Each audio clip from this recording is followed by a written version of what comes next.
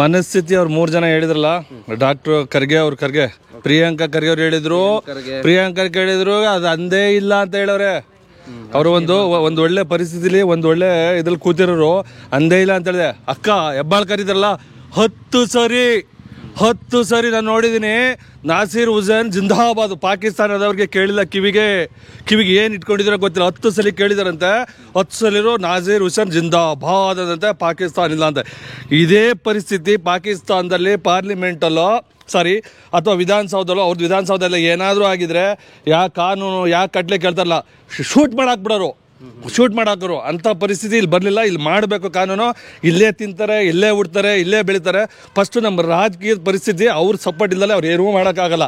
ನಾವೇನು ಮಾಡಿದ್ರು ಈಚೆಗೆ ಬರ್ತೀವಿ, ನಾವೇನಂದ್ರೂ ಈಚೆಗೆ ಬರ್ತೀವಿ, ನಾವು ಕಳ್ತನ ಮಾಡಿದ್ರು ಬರ್ತೀವಿ, ಮಾಡಿದ್ರು ಬರ್ತೀವಿ. ಎಷ್ಟು ಜನ ನಾವು ಸತ್ತಿದ್ದಾರೆ.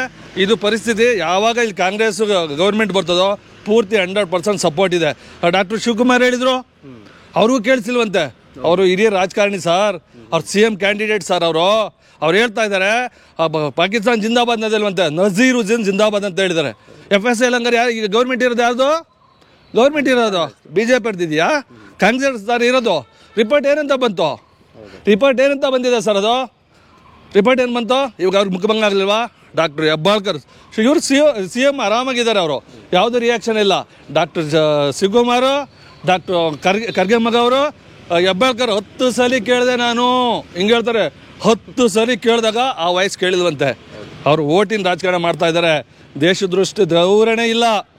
ದೇಶ ಹಾಳಾದರೂ ಪರವಾಗಿಲ್ಲ, ನಮ್ಮ ನಾಳೆ ಇದಕ್ಕೋಗಿ ನಮಾಜ್ ಮಾಡಿದ್ರು ಪರವಾಗಿಲ್ಲ.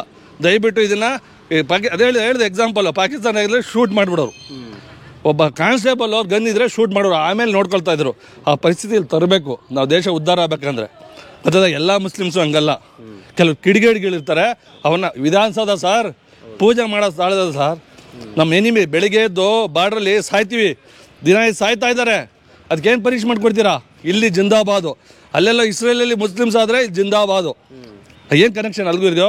ಇಲ್ಲಿ ನೆಮ್ಮದಿಯಾಗಿರಿ, ನಮ್ಮನ್ನು ನೆಮ್ಮದಿಯಾಗಿ ಒಳಗೆ ಬಿಡಿ. ಬಾರ್ಡ್ರಲ್ಲಿ ಹೆಂಗಾಗ್ತದೆ, ಇಲ್ಲಿ ಯಾವತ್ತು ಯಾರ ಮನೆಗೆ ಬಾಂಬ್ ಬಿಡ್ತಾರೋ ಗೊತ್ತಿಲ್ಲ. ಈ ಪರಿಸ್ಥಿತಿ ದಯವಿಟ್ಟು ತಿಳಿಯಲಿಗೆ ಮಾಡಬೇಕಷ್ಟೇ ರಿಕ್ವೆಸ್ಟ್ ಮಾಡೋದು. ಅವ್ರನ್ನೇನು ಗಲ್ಲಿಗೆ ಹಾಕಬೇಕು, ಅವ್ರಿಗೆ ಯಾವ ಪನಿಷ್ಮೆಂಟ್. ನಿನ್ನೆ ದಿನ ಹೋಗಿ ಜಡ್ಜ್ ಮನೆಗೆ ಕರ್ಕೊಂಡು ಹೋಗಿದ್ದಾರೆ. ಅದೇನು ಪನಿಷ್ಮೆಂಟು, ಏನು ಅಡ್ಜಸ್ಟ್ಮೆಂಟ್ ಮಾಡ್ತಾರೆ ದೇವರೇ ಗೊತ್ತಿಲ್ಲ. ಅವನ್ನ ಗಲ್ಲಿಗೇರಿಸ್ಬೇಕು. ಗಲ್ಲಿಗೇರಿಸಿದ್ರೆ ಸಮಾಧಾನ ಆಗುತ್ತೆ. ಮತ್ತೆ ಆಚೆ ಬಂದರೆ ಅದೇ ತಪ್ಪು ಮಾಡ್ತಾರೆ ಅಂತ ಖಂಡಿತ ಸರ್. ರಾಜಾರೋಷಗಳು ಆಡ್ತಾರೆ. ನಾನೇನೇ ಮಾಡಿ ಬಂದರೂ ಸಪೋರ್ಟ್ ಇದೆ ಬರ್ತಾರೆ. ಆ ಪನಿಷ್ಮೆಂಟ್ ಆದರೆ ಇನ್ನೊಬ್ರು ನಾಳೆ ಮಾತಾಡಬೇಕಾದ್ರೆ 100 ಸಲ ಹೆಚ್ಚು ಮಾಡ್ತಾರೆ. ಅವನ್ನ ಫಸ್ಟ್ ಗಲ್ಗೆ ಹಾಕ್ಬೇಕು.